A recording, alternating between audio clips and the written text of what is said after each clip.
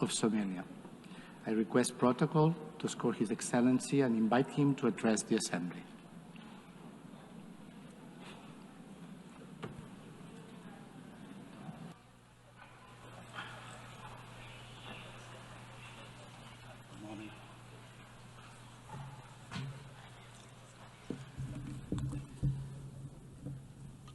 Bismillahir Rahmanir Rahim. Your Excellency, Antonio Guterres, the UN Secretary General, Your Excellencies, Heads of States and Governments, ladies and gentlemen, it is a great honor and privilege to address the 80th UN General Assembly today at a time when our world is at a critical juncture. The UN was founded on the principles of advancing peace, security and development, and progress globally after the destruction of the Second World War. The UN is the embodiment of our common aspiration for a global governance anchored in international law, fairness, and equality. 8 years on since the first UN General Assembly, we should have already been better together, not seeking to justify why we can be better together today. Global challenges across the world, people and indeed humanity as a whole is challenged with existential obstacles and threats that we can resolve through dialogue, cooperation, unity, and shared purpose. Yet, instead of seeking to strengthen existing and future partnerships and enhancing social solidarity to achieve this, we are in a world of adverse competition and increasing governance uncertainty, where we once strived to ask what's right under the international law. Today, we are witnessing the unapologetic rise of national might to settle disputes. This is a truly dark and dangerous path that threatens the hard-won, rules-based international order we collectively agreed on as UN member states. Excellencies, ladies and gentlemen, while we should be focused strategically on accomplishing the Sustainable Development Goals and leaving no one behind by 2030, the number of fragile states and populations living in poverty is increasing globally. Over 30 member states of the UN today, including my country, Somalia, are classified as a fragile, conflict-affected because of both conflict and social and institutional fragility. When you add the vulnerability stemming from climate change, this number is frightening higher. In addition to this, urbanization is rising at the fastest rate in the human history because of conflict, climate, and lack of economic opportunities in rural communities. Furthermore, food insecurity remains a persistent, deadly challenge affecting billions. According to the World Food Programme, 319 million people are facing acute hunger in 67 countries today. These stark and startling facts must give us all pause for reflection and thought. If we, as a community of nations, are serious about achieving common progress and prosperity for all, as envisioned in the Sustainable Development Goals, we must redouble efforts to strengthen multilateralism, solidarity, and shared action for all our people and planet. Excellencies, ladies and gentlemen, Somalia, as a broad non-permanent member of the United Nations Security Council, is working tirelessly to promote the ideals and the values of peace, stability, and shared opportunities across the world. We are actively working with all Security Council members and the wider UN membership to find solutions for peace in the Middle East, Africa, and Europe. Somalia remains deeply concerned by the continued suffering of the Palestinian people. The ongoing violence, displacement, and deprivation faced in the occupied territories, including Gaza, demand our collective conscience and urgent action. We call on for an immediate and lasting ceasefire, unhindered humanitarian access, and renewed commitment towards the two-state solution as the only viable path for a just and lasting peace in the Middle East today. Somalia Security Council, Excellencies, ladies and gentlemen, Somalia is a unique history of decisively transitioning from conflict to a brighter socio-economic and political and security future. Starting from 2012 is the history of a real national effort supported by truly committed international partners, many of whom are represented in this room today. In fact, Somalia is an evidence that multilateralism and global solidarity can make the world a better, safer, and progressive place. This lived experience is our own government's inspiration for a determinedly working for a more just, peaceful, and progressive world within the UN Security Council during our membership, because we know that we are truly better together.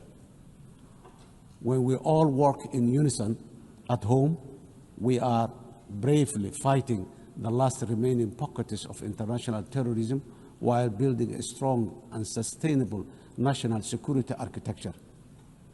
We are working closely with all our valuable international partners in defeating the violence, extremism, ideology, falsehoods, and illicit financial systems that facilitate global terrorism.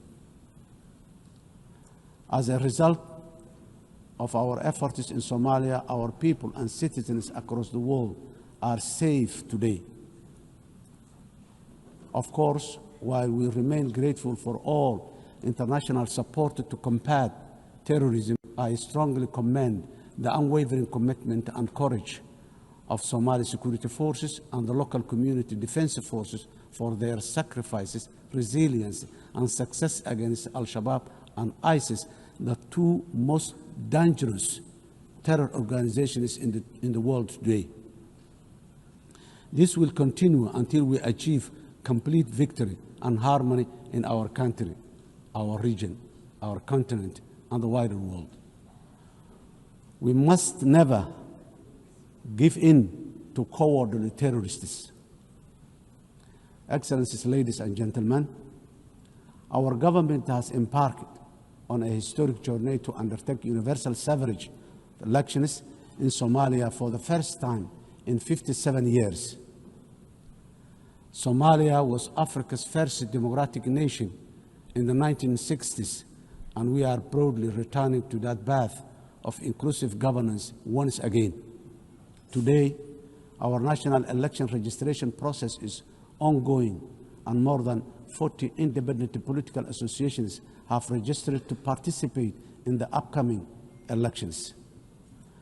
Our national experience is that nothing is better than a people-centered, a people-led, guided by the rule of law to build a unified and prosperous nation in our country. Financing development, the sustainable development goals are the blueprint for achieving dignity, justice, and equality through real investment in human capital, job creation, and social protection for the most vulnerable in all our communities. However, it was very clear from the fourth financing for development conference in Seville earlier this year that the financing gap between our ambitions and the reality are very far apart. Today, developing nations are facing the terrible shock of high debt burden, higher cost of sovereign borrowing, and expenditure on recurrent shocks, which is impossible to budget for annually.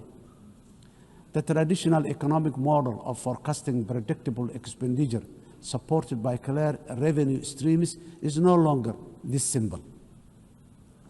Governments of the developing nations are also now subjected to real-time investment cuts in core developmental activities, including health, education, and basic infrastructure. This is because of realignment of the already dwindling development assistance they use to receive from the developing nations. This is not sustainable, and if we, as a community of nations, are to achieve collective developmental progress together, Excellencies, ladies and gentlemen, in Somalia, we are taking responsibility of our own economic development by building on the successes of our recent reform based on the debt relief. Today, we are focused on mitigating the excruciating cost of public service investment by continuously raising domestic revenue, strengthening public financial management systems, and enforcing strict expenditure controls while enhancing transparency and accountability. Furthermore, we are committed to benefiting from strategic location and natural resources through trade with our region and the world. In line support of this ambition, Somalia has joined the East Africa Community and is ratifying the African Continental Free Trade Area policies and joining World Trade Organization. Process is going on very well. Climate emergency. We are also resolute in our commitment to combat the devastating impact of climate change in the most vulnerable communities, especially those who are unable to mitigate and adapt effectively. Climate change is wreaking havoc across the world, with the most vulnerable countries suffering systemic and repetitive meteorological and socio-economic shocks. These devastating economies, destroying livelihoods and diverting limited public resources towards mitigating and adaptation responses, which take away from other vital social investment like education and health. The impact of climate change is forcing governments in developing countries, including my own, to make impossible financial trade-offs, which hamper our own aspiration for investing in resilience and development. Around 10% of the developing nations' budgets are diverted to responding to climate change. This needs to be addressed urgently through developed industrialized nations by meeting their financial obligations for climate crisis. They continue to exacerbate. The climate crisis that continue to exacerbate. Excellencies, ladies and gentlemen, the resilient Somali people live with the climate crisis every day. For us, climate change is not an abstract. It is a horrible reality of disrupted and destroyed lives. Somalia's contributes almost nothing to global emission, yet we endure some of the harshest consequences. Droughts, floods, and rising seas erode livelihoods and displace families, threatening to undo the progress we are making towards peace and development. As a government, we understand that addressing the adverse impact of climate change is a global public good that requires a strong partnership and genuine burden sharing. On our part, Somalia has adopted the national climate change policy, updated our national determined contribution, and is preparing its first biennial transparency report. We are also developing a robust national climate finance strategy to guide how we mobilize and manage resources to address the challenge. To ensure these resources are used effectively, we have established the National Climate Fund, a dedicated institution to channel climate financing transparently and directly to the communities on the ground, to the communities on the ground. We are restoring degraded lands, strengthening water security, and piloting nature-based solutions that protect both people and ecosystems. Despite our efforts, accessing climate finance remains too slow and complex. as our government strengthens its domestic revenue capacity and initiates the process for pre-arranging disaster risk financing, we call for financial support that is accessible, affordable, predictable, and just from the international financing institutions and capital markets. Nations on the front line, like Somalia, cannot be left to face this crisis alone, unsupported by the dominant global financial architecture, which is not fit for the purpose in this age of great challenge.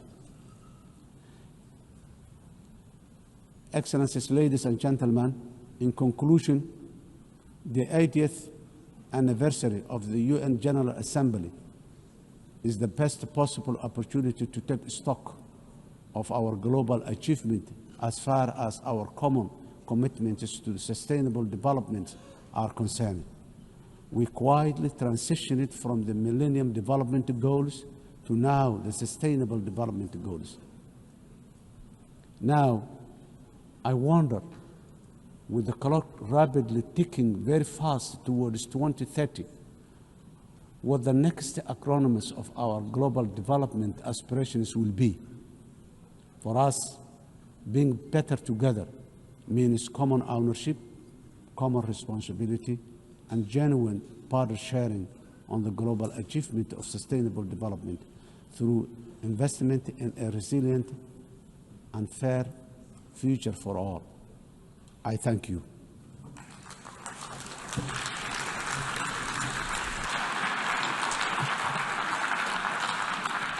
On behalf of the Assembly, I wish to thank the President of the Federal Republic of Somalia.